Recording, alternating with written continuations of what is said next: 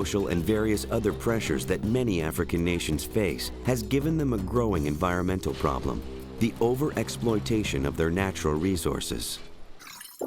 What are some natural resources and why are they important? Water, trees, grass. Number one would be petroleum. Oil, that just helps us with our cars and making plastics. Trees we use for making paper, and we write on paper and we print on paper. Lots of people use wood to build our houses. If we want to make fire. Trees develop oxygen for us to breathe, and water is something that we need to live. The Republic of Ghana lies on the Gulf of Guinea in West Africa and borders Burkina Faso, Côte d'Ivoire, and Togo.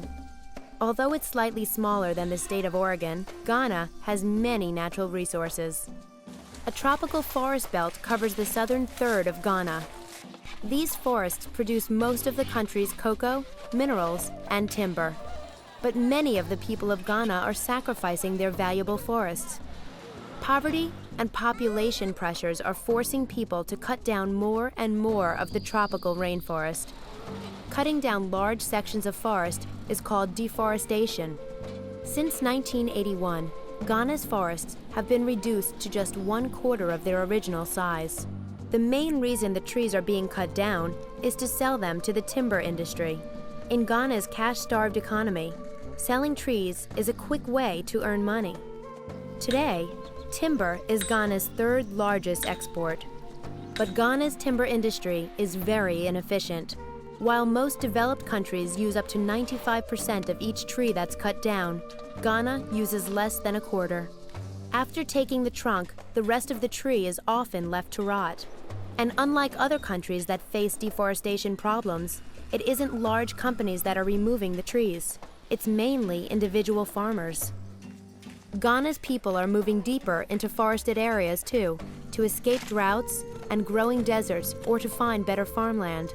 When they get to a new part of the forest, they often cut down and burn the trees to create new farms to grow their crops. This is called slash and burn, and although this technique quickly clears the land, it also removes nutrients from the soil and has pushed many native species of plants close to extinction. With the slash and burn technology, farmers are moving every 2 to 3 years. If his farming life is 30 years, he will have moved 10 times, at least. So it means 50 acres of rainforest gone.